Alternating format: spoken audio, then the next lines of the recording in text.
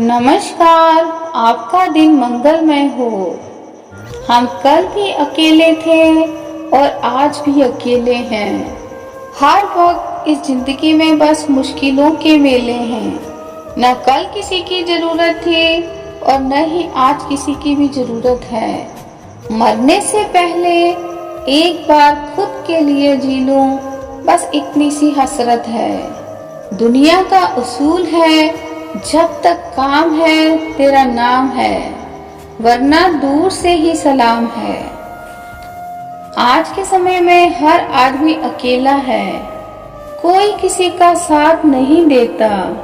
यहाँ पर सब अपने मतलब से ही आपसे रिश्ते बनाएंगे और आपकी जरूरत ना पड़ने पर आपसे रिश्ता तोड़ देंगे। ऐसी परिस्थिति का सामना केवल आप ही नहीं करते, हर कोई इंसान कभी न कभी अकेलेपन का अनुभव करता है। सबसे पहले तो अपने अकेलेपन का कारण जानिए। अगर किसी से बात करके आपको बेहतर महसूस होता है तो उस व्यक्ति के साथ अपनी परेशानी साझा कीजिए। और अगर आपके पास कोई ऐसा इंसान नहीं है तो निराश न हो, अपने लिए आप खुद ही काफी हैं। जिनमें अकेले चलने का हौसला होता है उनके पीछे एक दिन काफिला होता है। खुश रहने के लिए किसी पर निर्भर न रहें। अगर आप अपने साथ समय नहीं बिता सकते तो आप कैसे सोच सकते हैं कि कोई और आपके साथ रहना पसंद करेगा। अपने आप को इम्पोर्टेंस दें। अगर आप अकेले पड़ गए हैं तो उस समय अपनी क्षमता पहचानें, कुछ करने का जज्बा अपने में लाएं और फिर देखें कि सफलता और यह मतलबी दुनिया कैसे आपके कदम चूमेगी। इस संसार में हर व्यक्ति पहले अपना सोचता है, भले ही वह हमारे बहुत करीबी क्यों ना हो। वक्त हालात देखकर बदलता है और अपने मौका देखकर। एक बार एक महात्मा प्रवचन दे रहे थे। वह बता रहे थे कि अगर हमारा कोई सच्चा मित्र है तो वो है परमात्मा। या सांसारिक रिश्ते नाते सब मोह माया है, कोई किसी का नहीं। एक व्यक्ति उनका यह प्रवचन सुन रहा था। उसे उनकी बात सुनकर बहुत बुरा लगा। वह महात्मा के पास गया और बोला, महात्मा जी, मैं आपकी बात से सहमत नहीं हूँ। मैं अपने परिवार से बहुत प्यार करता हूँ और उनके लिए कुछ भी कर सकता हूँ। मेरा परिवार भी मुझसे बहुत प्यार करता है और मेरे लिए कुछ भी करने को तैयार रहता है।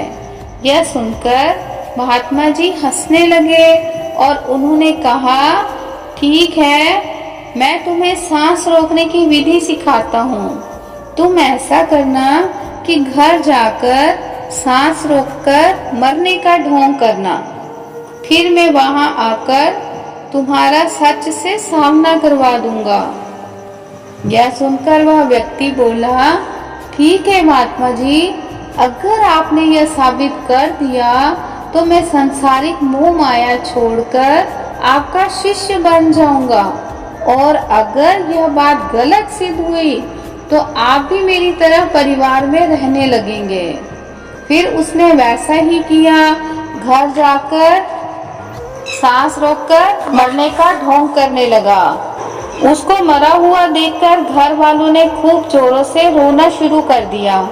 तभी वहां महात्मा जी आ गए और उन्होंने उनके रोने का कारण पूछा। उसकी पत्नी ने बताया कि उसका पति मर गया है, उसके छोटे छोटे बच्चे हैं, वह उनको अकेले कैसे पालेगी, कैसे उनके बिना जिएगी। उस व्यक्ति की माँ और बाप ने भी रो रो कर महात्मा जी से कहा, हमारा जवान बेटा घर का इकलौता कमाने वाला था, अब हमारा घर कैसे चलेगा। इससे तो भगवान हमें उठा लेता। महात्मा जी, आप ही कुछ करिए। यह सुनकर व्यक्ति मन ही मन प्रसन्न हो रहा था कि उसके परिवार वाले उससे कितना प्यार करते हैं। महात्मा जी ने उनसे कहा कि ठीक है, मैं इसे पुनः जीवित कर सकता हूँ, पर इसके लिए तुम में से किसी एक को अपने प्राण त्यागने पड़ेंगे। सर्वप्रथम उसने उसकी पत्नी से कहा। यह सुनकर पत्नी बोली, नहीं नहीं, मेरे तो बच्चे अभी छोटे हैं, माँ के बिना कैसे जिएंगे, मेरी तो अभी बहुत जिंदगी पड़ी है, मैं अपने प्राण नहीं दे सकती। इसी प्रकार महात्मा जी ने माँ और बाप दोनों से कहा।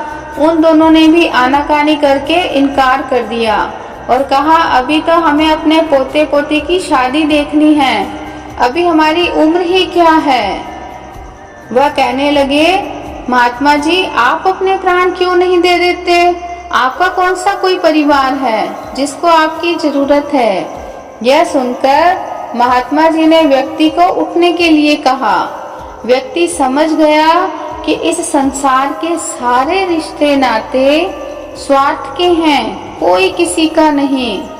इसलिए कभी भी किसी के लिए अपनी जिंदगी का इतना समय बर्बाद ना करें कि आपका कोई वजूद ही ना रहे।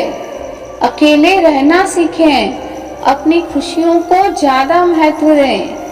हम उम्मीद करते हैं कि आप इन बातों को अपने जीवन में उतारेंगे और अकेले भी खुश रहना सीखेंगे। स्वस्थ रहें, मस्त रहें। धन्यवाद।